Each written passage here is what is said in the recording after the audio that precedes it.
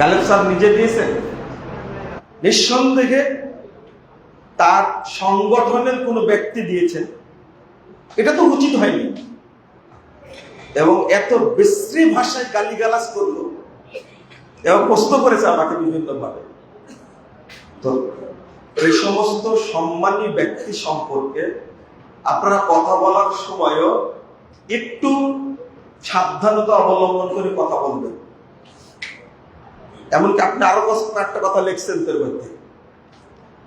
আমি গতকাল সন্ধ্যায় শুনেছি গালেব স্যার অসুস্থ, তার অপারেশন হয়েছে, এবারকারে ভর্তি হয়েছে।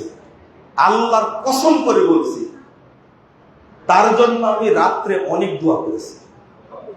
আল্লাহ যেন তাকে কি করে দেন, সুস্থ করে দেন। আল্লাহ যেন তাকে হেফাজত করেন। একজন বিজ্ঞ আলেম, শিক্ষাবিদ, আহলে হাদিসদের একজন পণ্ডিত মানুষ। তো তার সম্পর্কে আমার অন্তর থেকে যদি দোয়া না বের হয়, তাহলে আমি কিসের আহলে হাদিস? এই কথাটা মনে রাখবেন। কোন আহলে হাদিস সম্পর্কে বিদ্বেষ রাখা যাবে না, এটা আমি অনুরোধ করব। আর আমার যে প্রচেষ্টা, এইটা আমি করে যাবো ইনশাআল্লাহ। সেই প্রচেষ্টাটা কি? সেটা হলো আহলে হাদিস ভাইয়েরা যেন সবাই এক মঞ্চে হাজির হতে পারে। আপনারা কি এটা চান?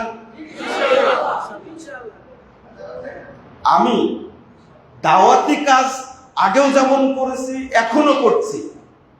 আমার প্রচেষ্টা সারা বাংলাদেশে প্রত্যেকটি ঘরে, প্রত্যেকটি ব্যক্তির কাছে কোরআন এবং সহিহ হাদিসের দাওয়াতটা পৌঁছে যাক। সালাফি মানহাজ যেটা, সেটা মানুষ বুঝতে পারবে। এটা আমার প্রচেষ্টা, 1 নম্বর। 2 নম্বর, আমরা সবাই যেন ঐক্যবদ্ধ হয়ে দাওয়াতি কাজ করতে পারি। আল্লাহ যেন আমাদের তৌফিক দান করেন, আমিন। এখানে কোনো বিভক্তি যেন আল্লাহর ওয়াস্তে না থাকে, কোনো বিভক্তি থাকবে না। কেন থাকবে? কোন স্বার্থের কারণে। সে স্বার্থটা কি?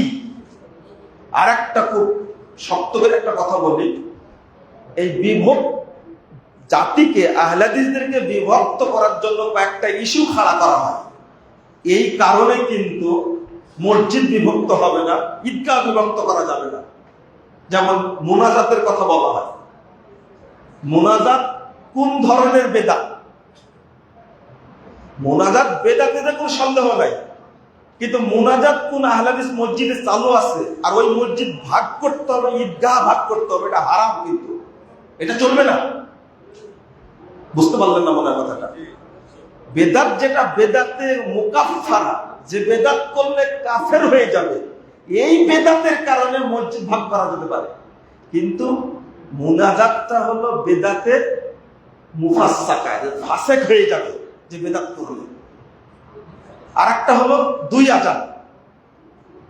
2 আযানকে ইস্যু করে ঈদগাহ, মসজিদ বা সমাজ ভাগ করা যাবে না, হারাম এটা। কারণ আপনাকে এই মাসালাটা দেখতে হবে আগে। লা হাওলা ওয়ালা কুওয়াতা ইল্লা বিল্লাহ। আমরা যেন জানার চেষ্টা করি বেশি বেশি। জেনে যদি মানি, তাহলে আমাদের মধ্যে কোনো সমস্যা থাকে না।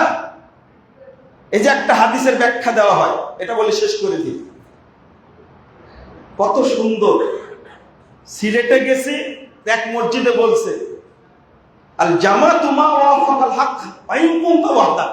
আরে জামাত তো তাকেই বলে যেটা হকের সাথে মিল আছে, সেটাই তো জামাত।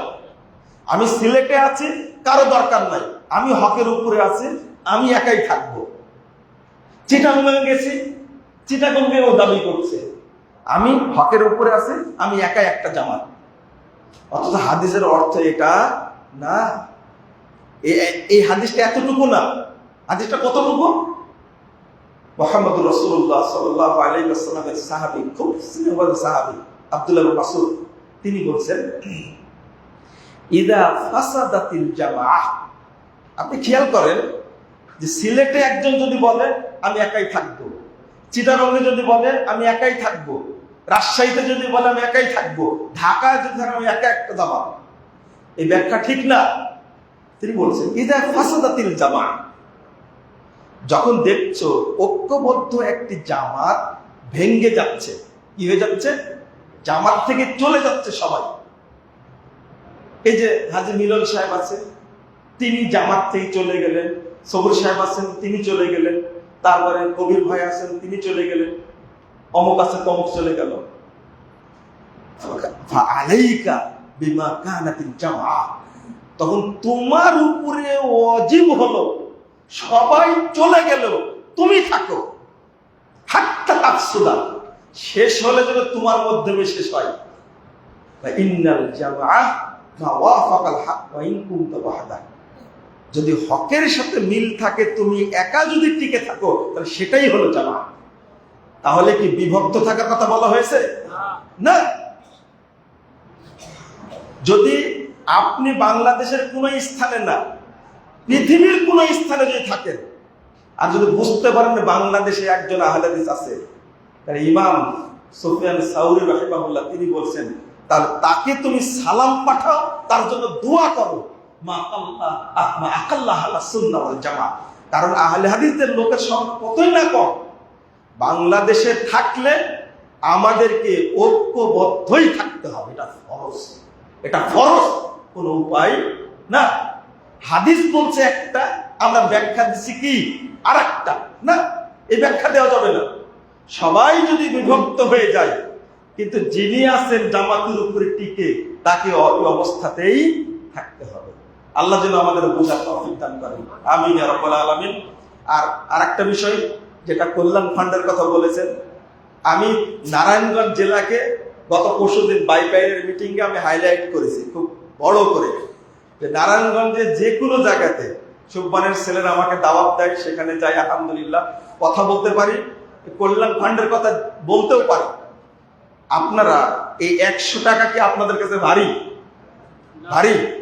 একটা প্রশ্ন করি আপনাদের, তাহলে এই যে মে মাসটা যে চলে যাচ্ছে, আজ কয় তারিখ? 24 তারিখ। এই মাসেরটা কার কার পেড করা আছে? হাত তুলে তো দেখি। বুঝেন নি মনে কথা আছে, তাই না?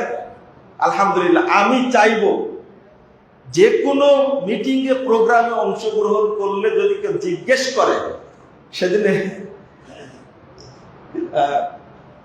চেয়ারম্যান সাহেব বলছেন কি জানেন, যে আমাদের লজ্জা হওয়া উচিত যে আহলে হাদিস একটা সংগঠন, প্রাচীন সংগঠন, জমিয়তে আহলে হাদিসকে মাসে 100 টাকা দিতে পারে না, তার লজ্জা হওয়া উচিত।